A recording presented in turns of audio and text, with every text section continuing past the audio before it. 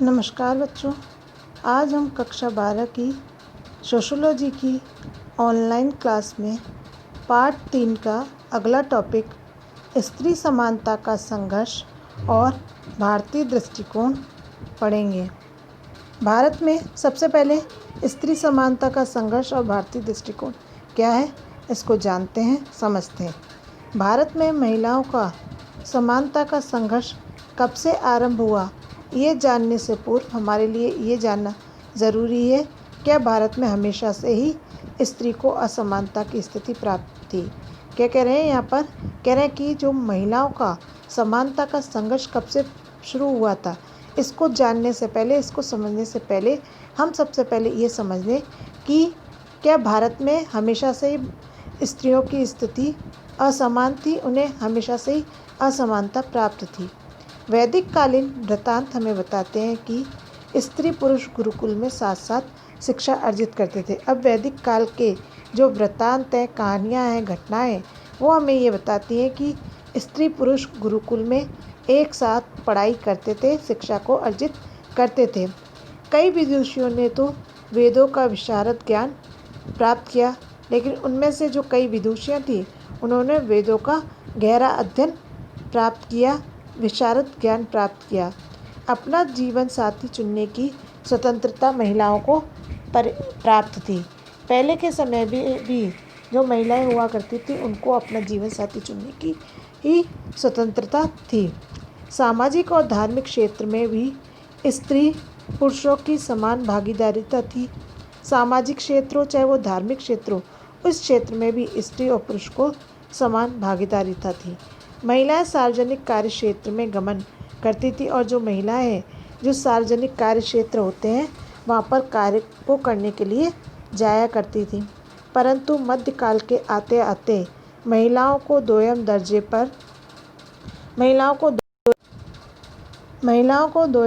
पर धकेल दिया। आधुनिक भारत में स्त्रियों की स्थिति का प्रश्न 19वीं सदी के मध्यवर्गीय सुधार आंदोलन के हिस्से के रूप में उदित हुआ। अब यहाँ पर कह रहे हैं कि भारत में जो स्त्रियों की स्थिति का प्रश्न उत्पन्न हुआ, वो 19वीं सदी के मध्यवर्गीय सामाजिक समाज सुधारक आंदोलन के हिस्से के रूप में उदित हुआ। कई समाज सुधारकों ने स्त्रियों के अधिकारों के लिए संघर्ष करने का अथक प्रयास किया। अब यहाँ पर बात कही जा रही है कि कई सारे समाज सुधारक जो थे, उन्होंने स्त्रियों के अधिकारों के लिए संघर्ष करने का अत्यधिक प्रयास किया। बंगाल में राजा राम मोहन राय ने सती विरोधी अभियान का नेतृत्व किया। बॉम्बे प्रेसिडेंसी में वहाँ के अग्रणी समाज सुधारक राणा डे ने विधवाओं के पुनर्विवाह के लिए आंदोलन चलाया। अब यहाँ पर कह रहे हैं कि बंगाल में राजा राम मोहन राय ने सती प्रथा का विरोध करने के लिए अभियान का नेतृत्व किया, अर्थात सती प्रथा को रोकने के लिए उन्होंने एक अभियान चलाया और उसमें बढ़ चढ़ करके भाग लिया। बॉम्बे प्रेसिडेंसी में वहाँ के अग्रणी समाज सुधारक राणा डे ने विधवाओं के पुनर्विवाह के लिए, जो पहले बाल विवाह हुआ करते थे और बाल विवाह होने के कारण से स्त्रियाँ जल्दी विधवा हो जाती थी, उनके पुनर्विवाह के लिए भी आंदोलन चलाया। ज्योतिबा फुले ने लैंगिक अत्याचारों के विरुद्ध आवाज़ उठाई। ज्योतिबा फुले जो थे, जो लैंगिक अत्याचार होते थे उनके विरुद्ध उन्होंने बढ़ चढ़ के भाग लिया और समाज में आवाज़ उठाई। समाज में महिलाओं के उत्थान के लिए महिलाओं ने अतुलनीय प्रयास किए, और समाज में महिलाओं के उत्थान के लिए, महिलाओं को आगे बढ़ने के लिए जो प्रयास किए जा रहे थे, उनमें महिलाओं ने भी स्वयं अतुलनीय, जिसकी तुलना हम नहीं कर सकते, प्रयास किए। सन 1882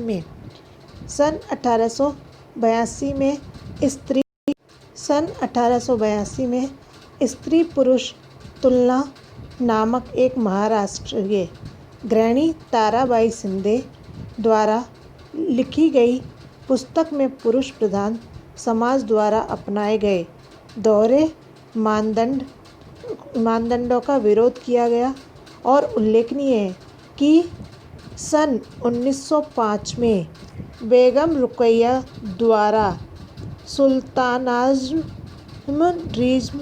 नामक पुस्तक लिखी गई, सुल्तानाज़ ड्रीम नामक शीर्षक नामक ये अद्भुत कहानी संभवतः भारत में विज्ञान तथा लेखन का प्रारंभिक नमूना और विश्व भर में कहीं भी किसी महिला लेखिका के द्वारा रचित प्रथम कृति का उदाहरण है।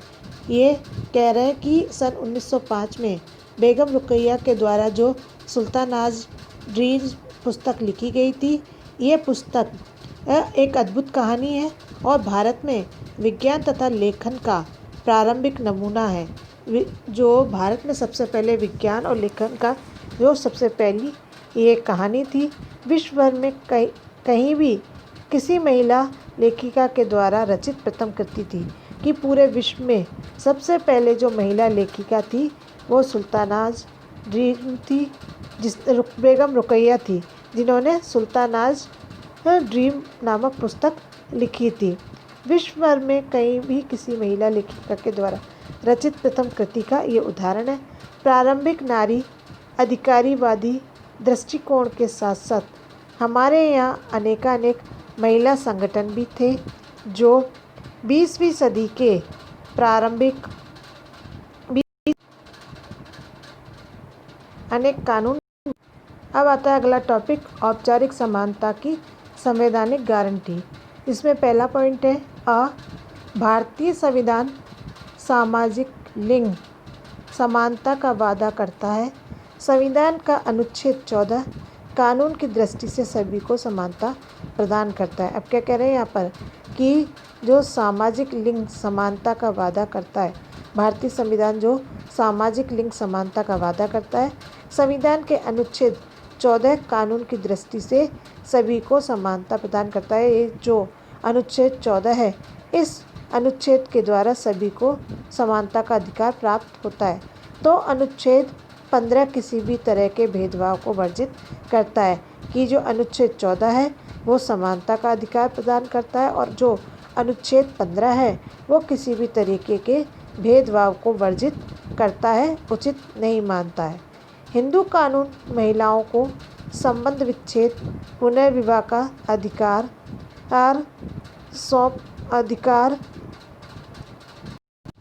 अधिकार देता है। इसी प्रकार उत्तराधिकार का अधिनियम महिलाओं को अपने पिता की संपत्ति में बराबरी का भाग या हिस्सा देता है। फिर आता है राज्य द्वारा प्रायोजित समाज कल्याण।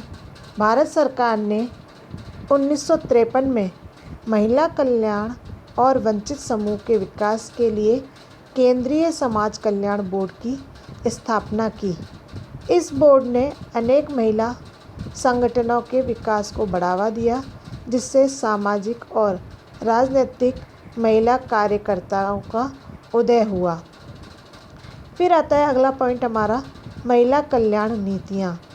अंतर्राष्ट्रीय स्तर पर महिलाओं की दशा को लेकर बड़ी चिंता और जागरूकता को दृष्टि में रखकर भारत सरकार ने महिला कल्याण के लिए प्रभावशाली नीतियाँ बनाई हैं। अब कह रहे हैं यहाँ पर महिला कल्याण के लिए बहुत सारी नीतियाँ बनाई गई हैं, जिसमें अंतर्राष्ट्रीय स्तर पर ही महिलाओं की स्थिति को महिलाओं की दशा को देख करके बढ़ती चिंता और जागरूकता को दृष्टि में रख करके भारत सरकार ने महिलाओं के कल्याण के लिए, महिलाओं के उत्थान के लिए प्रभावशाली नीतियाँ अपनाई और विषयक अध्ययनों का प्रोत्साहन दिया।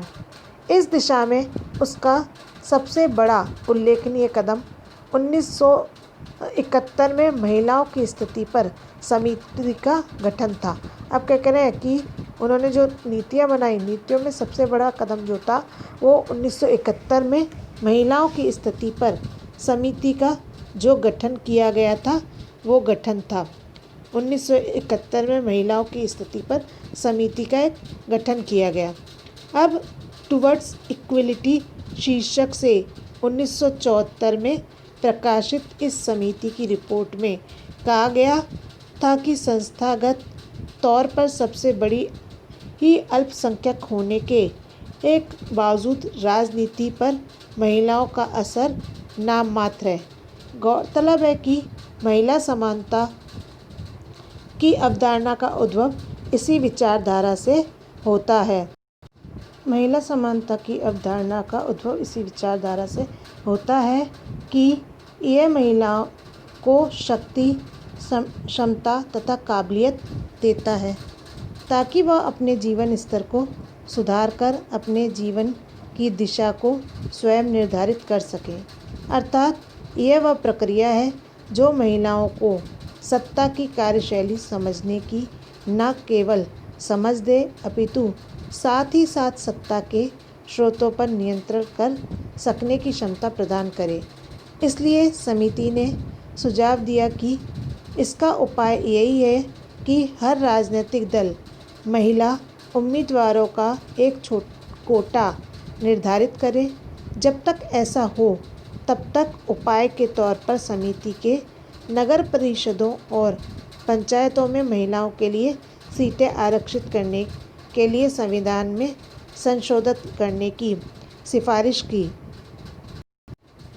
सीटें आरक्षित करने के लिए संविधान में संशोधन की सिफारिश की। सन 1993 में 73वें और 74वें संविधान संशोधन के माध्यम से ऐसा किया भी गया। पंचायती राज संस्थाओं में महिलाओं के लिए 33% आरक्षण का प्रावधान रखा गया।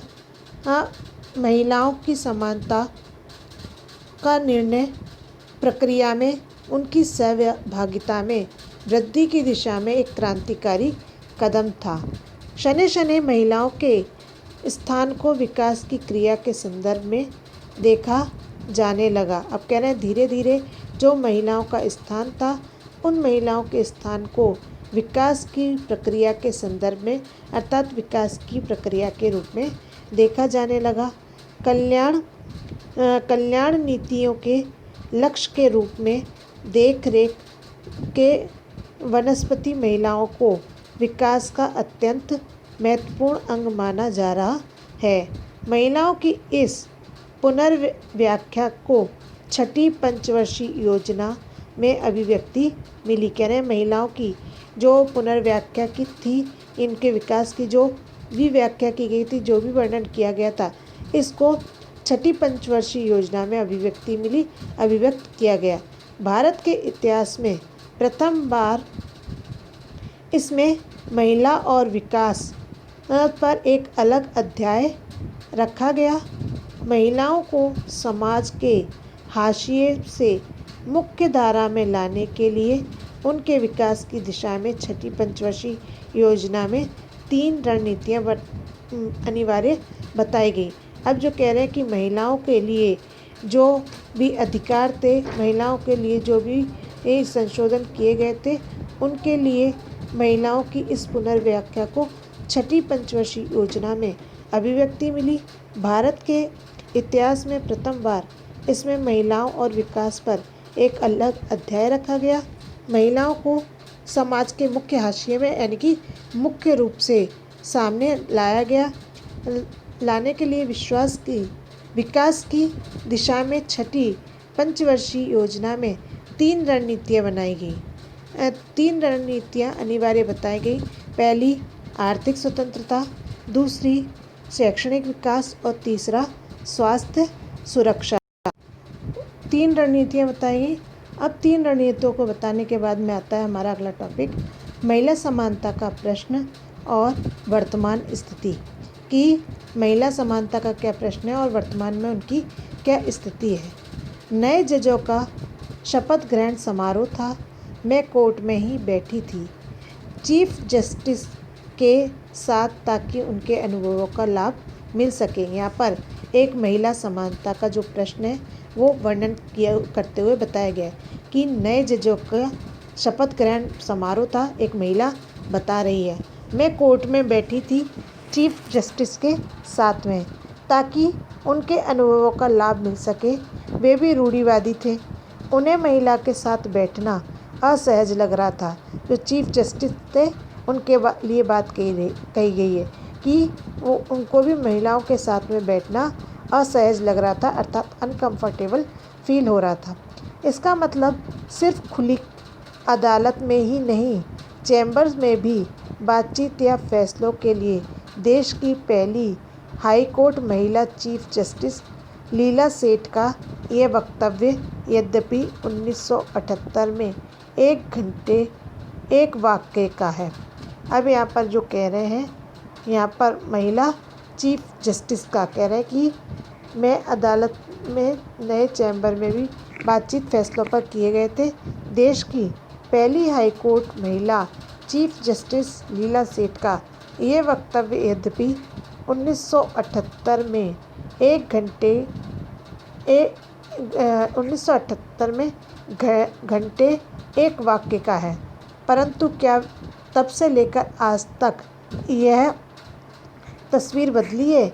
यकीनन इस प्रश्न पर स्मृति में कौंधती हुई फोर्ब्स पत्रिका की टॉप सूची में चंद भारतीय महिलाओं के चमकते चेहरे स्वीकृति में उत्तर देने की ओर इशारा करेंगे।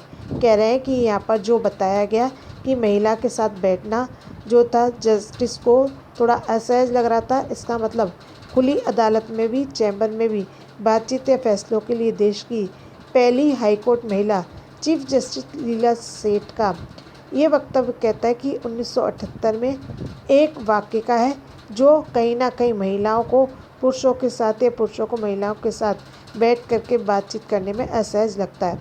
परंतु क्या तब से लेकर आज तक ये तस्वीर बदली है? तो ये प्रश्न पूछा है, तब से लेकर आज तक जो बात हो रही है, क्या ये स्थिति बदली है? यकीनन इस प्रश्न पर स्मृति में कौंधती हुई कह रहे हैं, यकीनन इस प्रश्न पर मैं सोचती हूँ या याद करती हुई कौंधती हुई फोर्ब्स पत्रिका की टॉप सूची में चंद भारतीय महिलाओं के चमकते चेहरे स्वीकृति में उत्तर देने की ओर इशारा करेंगे कि कुछ ही चेहरे ऐसे हैं जो इसकी स्वीकृति में हाँ में इशारा करेंगे। परंतु क्या अंगुलियों पर गिनी जाने वाली महिलाओं की सफलता देश की आधी आबादी की वास्तविक तस्वीर को उभार पाएगी? सत्य तो यह है, पुरुष प्रधान पितृसत्तात्मक समाज में महिलाओं को उनकी प्रारंभिक भूमिकाओं में ही देखा जाता है। अब कह रहे हैं कि अगर बात करें तो सत्य तो यह है, पुरुष प्रधान पितृसत्तात्मक समाज में स्त्रियों को उनकी प्रारंभिक भूमिकाओं में ही देखा जाता है, जो पुरुषों के नियंत्रण में है, उनके अधीन रहती है। अगर कोई स्त्री चाहे उसे एक स्त्री के रूप में स्वीकार किया जाए तो उसे अंतिम महत्वाकांक्षी एवं अति प्रवीण होने के उलाने दिए जाते हैं। कह रहे हैं कि अगर कोई स्त्री चाहे कि उसे एक स्त्री के रूप में स्वीकार कर लिया जाए तो ये अति महत्वाकांक्षी और अति प्रवीण होने के उलाने दिए जाते हैं। यहाँ पर फिर से समझिए, सत्य तो ये है कि पुरुष प्रधान पितृसत्तात्मक समाज में स्त्रियों को उनकी पारंपरिक भूमिकाओं में ही देखा जाता है कि जो पुरुष प्रधान समाज है, इस समाज में स्त्रियों को उनकी परंपरा के अनुसार जो भूमिका है उन्हीं में देखा जाता है, जो पुरुषों के नियंत्रण में उनके अधीन रहती है। आपने देखा है कि जो हमारा समाज है, जो स्त्रियां हैं वो हमेशा पुरुषों के अधीन ही रहती हैं। अगर कोई स्त्री चाहे कि उसे एक स्त्री के रूप में स्वीकार किया जाए तो उसे अति महत्वाकांक्षी एवं अति प्रवीण होने के उलाने दिए जाते हैं। कहने का तात्पर्य यह है कि अगर कोई स्त्री चाहे कि उसे एक स्त्री के रूप में स्वीकार किया जाए, देखा जाए, उसे एक पुरुष के अधीन न देखा जाए तो इसे अत्यधिक महत्वाकांक्षी या अति प्रवीण होने के उलाने दिए जाते हैं। भारत की आर्थिक नीतियों ने 10वीं पंचवर्षीय योजना 2002 से 2007 में जो 3 महत्वपूर्ण रणनीतियाँ सम्मिलित की, वह है महिलाओं के लिए सकारात्मक रूप से आर्थिक एवं सामाजिक नीतियों का निर्माण का वातावरण तैयार करने के लिए सामाजिक सशक्तिकरण, आर्थिक सशक्तिकरण एवं लैंगिक न्याय प्रदान करना तथा उनके विरुद्ध हर प्रकार के भेदभाव को समाप्त करना, ताकि लैंगिक समानता के लक्ष्यों को बढ़ावा दिया जा सके। आर्थिक सशक्तिकरण को महिला समानता के आधार बिंदु के रूप में देखा जाता रहा है। संरचनात्मक समायोजन के प्रतिक्रिया स्वरूप बीते दशकों में महिलाएं स्वयं अपनी आर्थिक क्रियाओं को बढ़ावा देने का प्रयास कर रही हैं। सामाजिक उत्तरदायित्व, घरेलू रखरखाव तथा आय उत्पादक कार्यों में महिलाओं की भागीदारी बढ़ी है, परंतु इसके चलते उन पर गहरा दबाव भी बढ़ा है। असमान वेतन महिला समानता पर एक बहुत बड़ा प्रश्न चिन्ह है। आर्थिक हिस्सेदारी और महिलाओं के लिए अवसरों के मामले में अभी भी 60% लैंगिक गैर बराबरी है और अगर इसी गति से लैंगिक गैर बराबरी कम हुई तो सन 2015 के वर्तमान आंकड़े वर्ष 2006 के आंकड़े से 4% ही कम है, तो इसे खत्म करने में दुनिया को 81 साल लगेंगे, यानी कि 2095 तक ही कार्यस्थलों में लैंगिक भेदभाव खत्म हो पाएगा। अब यहाँ पर जो बात कही गई वो कही गई है आर्थिक हिस्सेदारी और महिलाओं के लिए जो अवसरों के मामले हैं, अभी भी 60% लैंगिक गैर बराबरी है, जहाँ पर लैंगिक तौर पर अंतर किया जाता है, भेदभाव किया जाता है। अगर इसी गति से लैंगिक गैर बराबरी कम हुई तो 2095 तक ही कार्यस्थलों में लैंगिक भेदभाव खत्म हो पाएगा। आश्चर्यजनक तथ्य तो यह है कि आर्थिक दृष्टिकोण से पिछड़े हुए कई देशों की स्थिति लैंगिक समानता के संदर्भ में भारत से कहीं बहुत अच्छी है। जैसे अफ्रीका में खांडा का स्थान लैंगिक असमानता में 7वां है, क्योंकि यहाँ लगभग उतनी ही महिलाएं नौकरी करती हैं जितने पुरुष हैं। इसी कारण यह पूरे अफ्रीका में सबसे कम लैंगिक असमानता वाला देश है। एशिया में लैंगिक समता के दृष्टिकोण से बस सबसे ऊपर